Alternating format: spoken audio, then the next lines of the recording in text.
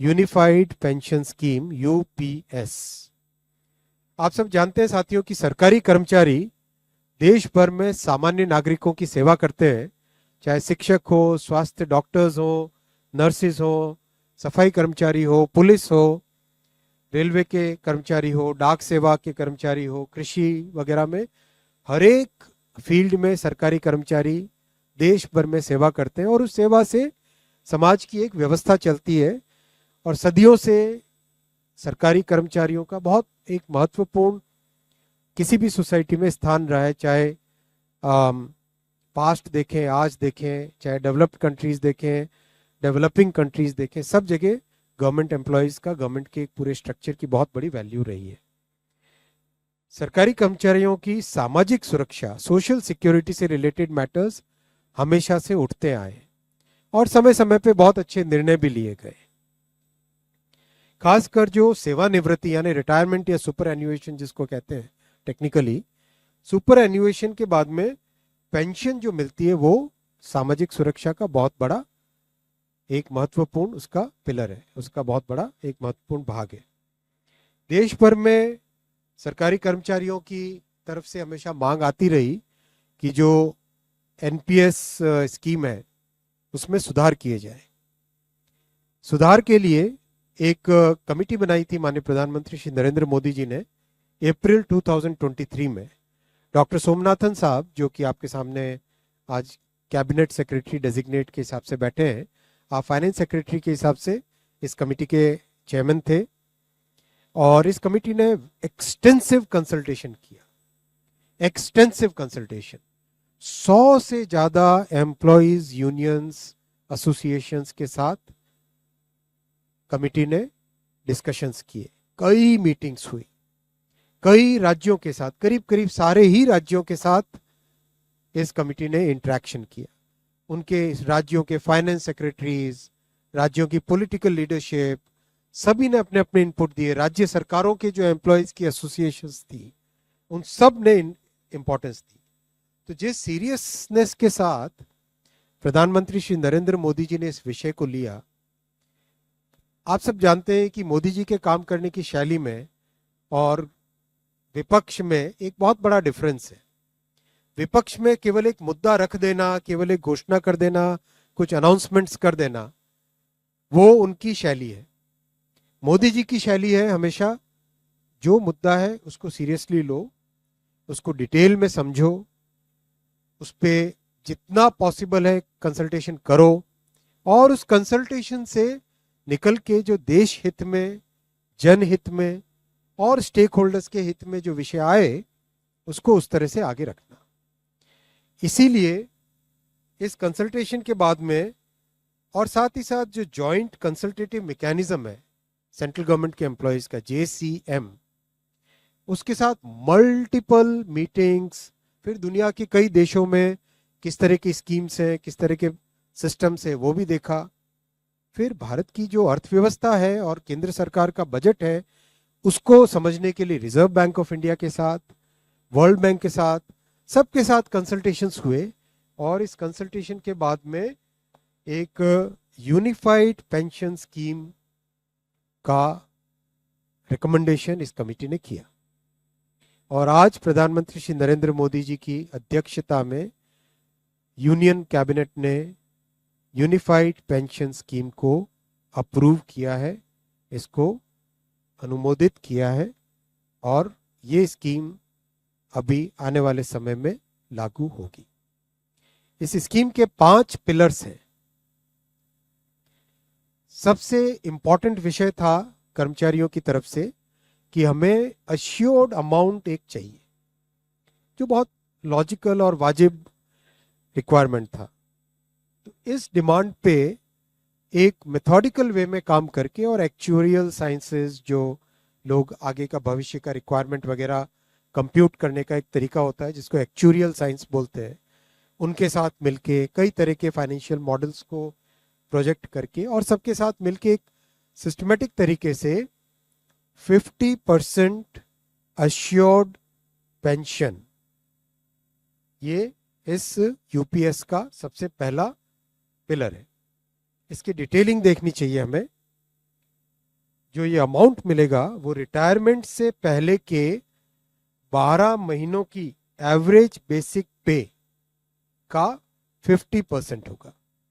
मैं रिपीट कर रहा हूं, अश्योर्ड पेंशन का जो अमाउंट है that will be the average of basic पे ऑफ 12 मंथ्स बिफोर सुपर एनुएशन, उसका 50% होगा। और इस फुल पेंशन के लिए जो क्वालिफाइंग सर्विस रहेगी वो रहेगी 25 ईयर्स, यानी 25 वर्ष तक अगर किसी ने काम किया है, सेवा की है, तो उसको फुल पेंशन यानी जो ये अश्योर्ड पेंशन का अमाउंट है वो मिलेगा। 25 साल से अगर कम है लेकिन 10 साल से ज्यादा है तो उसमें प्रोपोर्शनेट पेंशन रहेगी, प्रो रेटा वो पेंशन का अमाउंट बनेगा। जो कभी किसी कर्मचारी की डेथ हो जाए तो फैमिली पेंशन एक बहुत बड़ा, स्पाउस के लिए ये बहुत बड़ी एम्प्लॉयज की एक रिक्वायरमेंट थी, डिमांड थी। तो सेकंड पिलर इस यूपीएस का है अश्योर्ड फैमिली पेंशन। किसी भी कर्मचारी के डिमाइज से पहले, इमीडिएटली पहले जो पेंशन थी, अमाउंट था, उसका 60% मिलेगा एम्प्लॉय के, डिसीज्ड एम्प्लॉय के स्पाउस को। ये सेकंड पिलर है। थर्ड पिलर है अश्योर्ड मिनिमम पेंशन। कई बार देखा कि सर्विस कम होती है और कंट्रीब्यूशन जितना हुआ है उससे एक सफिशिएंट अमाउंट नहीं मिल पाता था, और ये अपने आप में एक बड़ा विषय था केंद्र सरकार के कर्मचारियों का और एनपीएस में जुड़े सभी कर्मचारियों का। इसीलिए एक minimum assured minimum pension 10,000 rupees per month, वो इसमें यूपीएस में थर्ड पिलर ये रखा गया है। इसके साथ आगे वाले पॉइंट को जोड़ के करेंगे तो अगर डीएनएस रिलीफ यानी महंगाई से रिलेटेड रिलीफ जो मिलेगी तो वो आज की तारीख में होते होते करीब करीब 15,000 रुपये पर मंथ हो जाती है, which is a substantial relief part of this entire pension system. Fourth pillar है इन्फ्लेशन के साथ इंडेक्सेशन।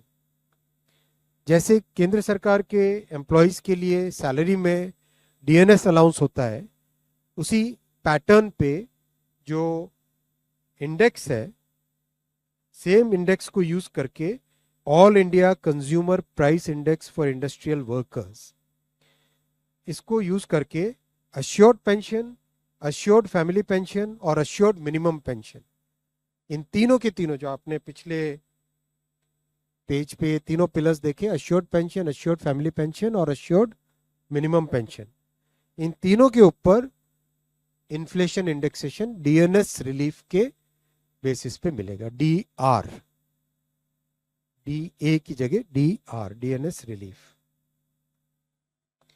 पांचवा पिलर है इस स्कीम का lump sum payment at superannuation in addition to gratuity. ये एक तरीके से बहुत ही इंपॉर्टेंट और बहुत ही बड़ी एक रिलीफ मिलेगी। जब सुपर एनुएशन होता है तो उसके बाद में इंसान अपनी लाइफ को प्लानिंग जिस तरह से करना चाहिए तब कई बड़े खर्चे आते हैं, इसलिए ये लंपसम एक अमाउंट तय किया गया।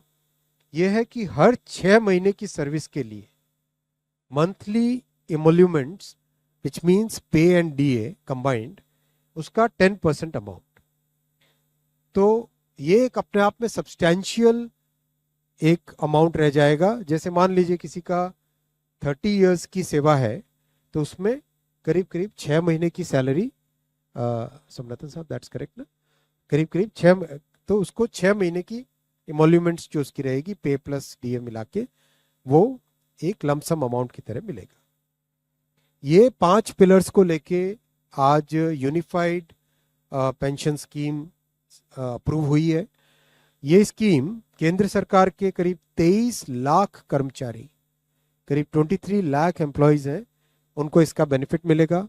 ऑप्शन रहेगा, कोई अगर एनपीएस में रहना चाहे तो एनपीएस में रह सकता है, यूपीएस में ऑप्ट करना चाहे which is naturally a very attractive scheme तो उसमें ऑप्ट कर सकता है।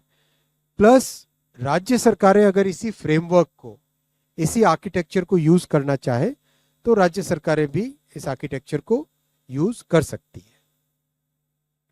अगर राज्य सरकार के कर्मचारी भी इसमें शामिल होते हैं तो करीब 90 लाख के आसपास टोटल कर्मचारी इसका बेनिफिट मिलेगा। सबसे इंपॉर्टेंट जो आज के इस फैसले का बहुत ही महत्वपूर्ण पार्ट है वो है कि कर्मचारियों पर इस स्कीम का भार नहीं पड़ेगा। आज एम्प्लॉइज 10% कंट्रीब्यूट करते हैं और आपको जानकारी होगी कि 10 वर्ष पहले तक सरकार भी 10% कंट्रीब्यूट करती थी, यानी 10+10 टोटल कंट्रीब्यूशन होता था। लेकिन मोदी जी ने 2019 में इस 10% कंट्रीब्यूशन को बढ़ा के 14% किया था। जो केंद्र सरकार का कंट्रीब्यूशन है उसको बढ़ा के 14% किया था। That itself was a very big contribution, big jump in the amount of contribution. अब वो कंट्रीब्यूशन बढ़ के 18.5% हो जाएगा।